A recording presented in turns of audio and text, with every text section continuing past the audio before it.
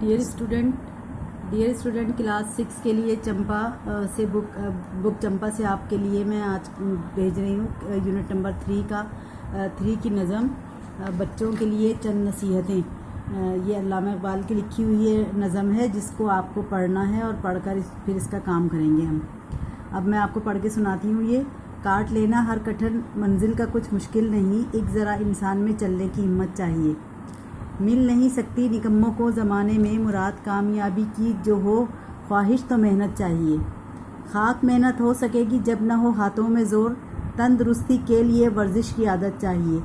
खुश मिजाजी सा ज़माने में कोई जादू नहीं, हर कोई तहसी कहे ऐसी तबीयत चाहिए। हंस के मिलना राम कर लेता है हर इंसान को, सबसे मीठा बोलने की तुमको आदत चाहिए। एक ही अल्लाह के बंदे हैं सब छोटे बड़े, अपने हम जिन्सों से दुनिया में मोहब्बत चाहिए।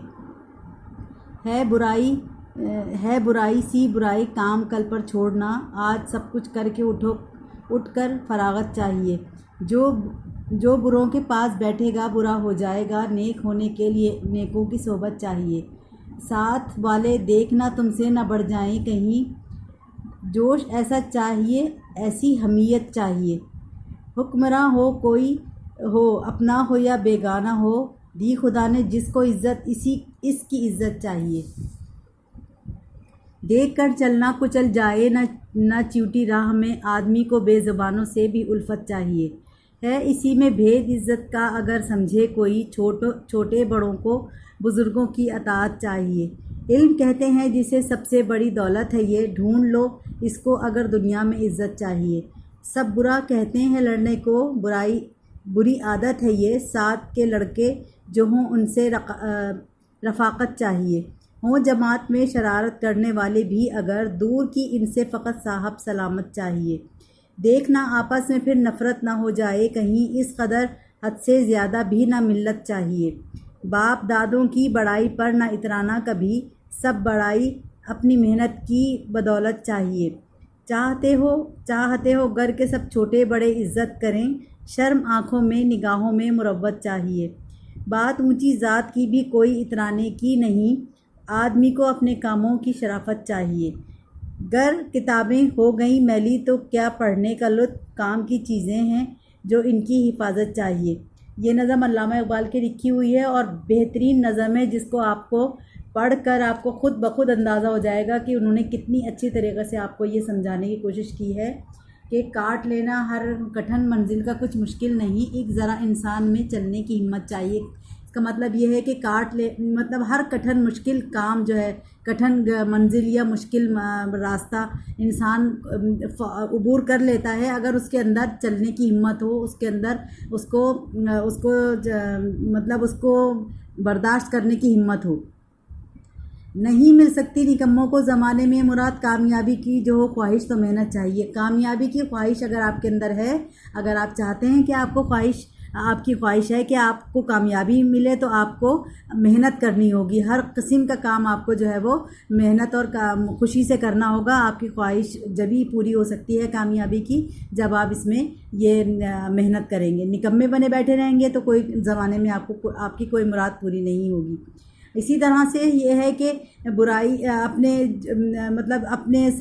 जैसों की हंस के मिलना आराम कर लेता है हर इंसान को, सबसे मीठा बोलने की आदत तुमको चाहिए। हंस के मिलना चाहिए सबके साथ अच्छी तरह से बातचीत करनी चाहिए, सबसे अच्छे अंदाज में बोलने की आदत होनी चाहिए। एक ही आदत जो है वो सबको अपनी तरफ मुतवज्जा करती है उस इंसान को जो कि अच्छे अखलाक और अच्छी आदत का मालिक होता है। इसी तरह है, जो बुरों के पास बैठेगा बुरा हो जाएगा, नेक होने के लिए नेकों की सोबत चाहिए।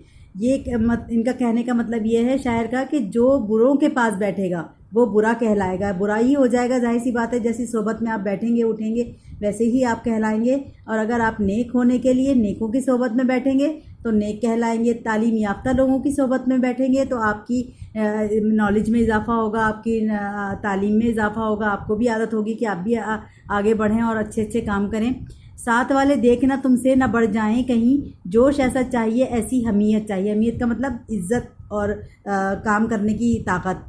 ساتھ والوں کو اپنے ساتھ جو آپ کے ہم جماعت ہیں یا آپ کے دوست احباب ہیں، رشتہ دار ہیں، سب کو دیکھتے جائیں کہ وہ کس طرح آگے بڑھ رہے ہیں۔ آپ کے اندر بھی اتنا جوش ہونا چاہیے، اتنی اہمیت، اتنی عزت ہونی چاہیے، اتنی غیرت ہونی چاہیے کہ آپ بھی اپنے آپ کو ان سے آگے نکالنے کی کوشش کریں۔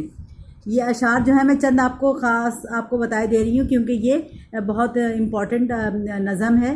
دیکھ کر چلنا کچل جائے نہ چیوٹی راہ میں، آدمی کو بے زبانوں سے بھی الفت چاہیے۔